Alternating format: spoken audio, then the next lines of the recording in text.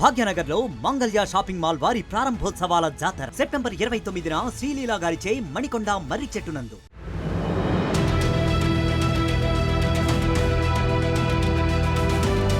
మూసీ నది పరివాహక ప్రాంతాల్లో కూల్చివేతలపై ప్రభుత్వం వెనక్కు తగ్గిందా? అమీన్పూర్, సున్నం చెరువు, కత్వా చెరువు ప్రాంతాల్లో మాదిరిగా దూకుడుగా వెళ్లొద్దని హైడ్రాను ఆదేశించిందా? ఇప్పటికే ప్రకటించిన డబుల్ బెడ్రూమ్లకు మించి పరిహారం ఇవ్వాలని భావిస్తోందా? నిర్వాసితులను బుజ్జగించి పంపించాలే తప్ప బెదిరించి పంపొద్దన్న నిర్ణయానికి వచ్చిందా? గత 2 రోజులుగా జరిగిన పరిణామాలను పరిశీలిస్తే ఈ ప్రశ్నలకు సమాధానం అవుననే వినిపిస్తోంది.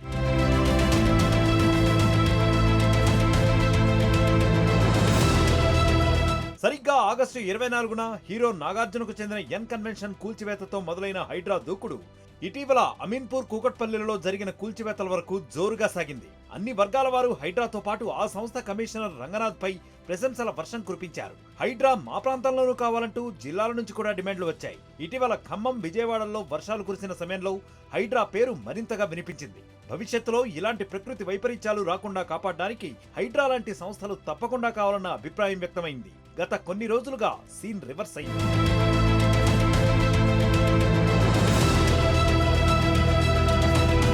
మూసీ పరివాహక ప్రాంతాల్లో హైడ్రా ఎంటర్ అయిన నాటి నుండి కొన్ని వర్గాల ప్రజల నుంచి తీవ్ర వ్యతిరేకత వ్యక్తమవుతోంది. ముఖ్యంగా ఏళ్ల క్రితం స్థలం కొనుక్కొని అన్ని రకాల అనుమతులతో ఇళ్లు నిర్మించుకున్న వారు హైడ్రా, రేవంత్ సర్కార్లపై భగ్గుమంటున్నారు. అధికారుల సర్వే, మార్కింగ్ ను అడ్డుకుంటూ వారిని వెనక్కు పంపిస్తున్నారు. జీవితాంతం కష్టపడి ఇళ్లు కట్టుకుంటే ఖాళీ చేసి పొమ్మంటారా అంటూ దుమ్మెత్తి పోస్తున్నారు.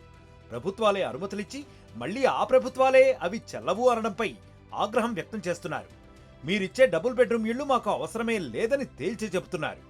ఇందుకు సంబంధించిన వీడియోలు ప్రస్తుతం సోషల్ మీడియాలో వైరల్ గా మారుతున్నాయి. కొన్ని కన్నీరు పెట్టిస్తున్నాయి కూడా.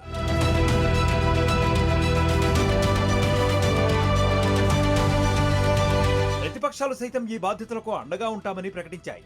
బీఆర్ఎస్ నేత హరీష్ రావు, బీజేపీ నేత ఈటెల రాజేందర్ బాధితుల తరపున పోరాటం కూడా స్టార్ట్ చేశారు. బీఆర్ఎస్ అయితే బాధితుల సమస్యలు తెలుసుకోవడానికి టోల్ ఫ్రీ నంబర్ను ప్రకటించింది.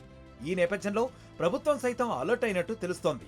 మూసీ పరివాహక ప్రాంతంలో చేపట్టిన నిర్మాణాల మార్కింగ్లను ఆపేయాలని అధికారులను ఆదేశించింది. దీంతో నిన్న సాయంత్రం నుంచి ఎక్కడా మార్కింగ్ జరగలేదు. ఎట్టి పరిస్థితుల్లోనూ నిర్వాసితులతో కఠినంగా వ్యవహరించవద్దని, బెదిరింపు ధోరణిలో మాట్లాడొద్దని క్షేత్రస్థాయి అధికారులకు ఆదేశాలు ఇచ్చినట్లు సమాచారం. ఒకవేళ కోపంలో నిర్వాసితులు ఏమైనా అన్నా కూడా ఆగ్రహానికి గురికావద్దని చెప్పినట్లు తెలుస్తోంది.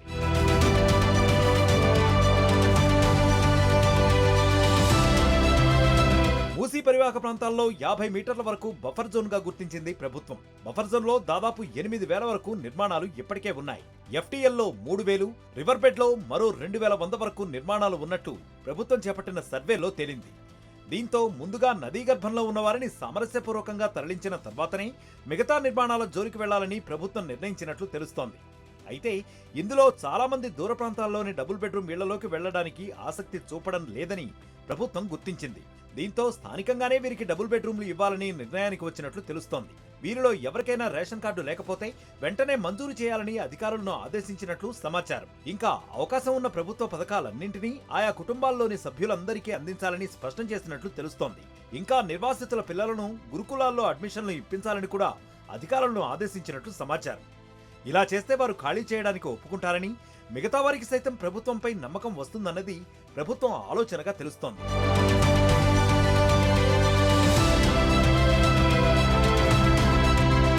మూసీ పరివాహక ప్రాంతంలో చాలా మంది ఏళ్ల క్రితమే స్థలాలు కొనుక్కుని నిర్మాణాలు చేపట్టారు. 1960-70ల నుంచే ఇక్కడ చాలా మంది వెంచర్లు చేసి విక్రయాలు జరిపారు. దీంతో అనేక కొత్త కాలనీలు ఏర్పడ్డాయి.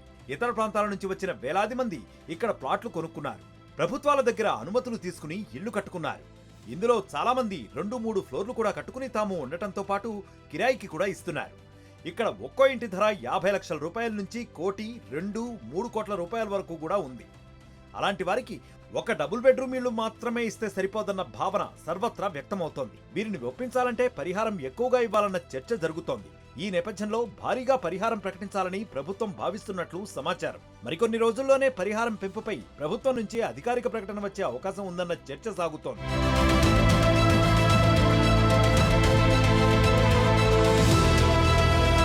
మూసీ కూల్చివేతలపై ప్రభుత్వానికి వ్యతిరేకంగా గత 2-3 రోజులుగా సోషల్ మీడియాలో వస్తున్న వార్తలపై టీపీసీసీ సీరియస్ గా దృష్టి సారించినట్లు తెలుస్తోంది. టీపీసీసీ చీఫ్ మహేష్ కుమార్ గౌడ్, మూసీ పరివాహక ప్రాంతంలోని కార్పొరేటర్లు, ఎమ్మెల్యేలు, ఇతర ప్రజాప్రతినిధులతో ఈ విషయాలపై చర్చించినట్లు సమాచారం. వారి సూచనలతో ప్రభుత్వానికి అందించడానికి ఓ నివేదికను టీపీసీసీ తయారు చేస్తున్నట్లు గాంధీభవన్ వర్గాలు చెబుతున్నాయి. బాధితులకు ఎంత పరిహారం ఇవ్వాలి, నిర్వాసితులను సామరస్యపూర్వకంగా తరలించడానికి ఎలాంటి చర్యలు చేపట్టాలి తదితర అంశాలను ఆ నివేదికలో పొందుపరచనున్నట్లు తెలుస్తోంది. కొందరు అధికారులు అత్యుత్సాహం ప్రదర్శిస్తున్నారని, వారి కారణంగా ప్రభుత్వం, పార్టీకి చెడ్డ పేరు వస్తోందని టీపీసీసీ భావిస్తున్నట్లు సమాచారం. ఈ విషయంపై కూడా టీపీసీసీ చీఫ్ మహేష్ కుమార్ గౌడ్ రేవంత్ రెడ్డికి నివేదికను అందించనున్నట్లు సమాచారం.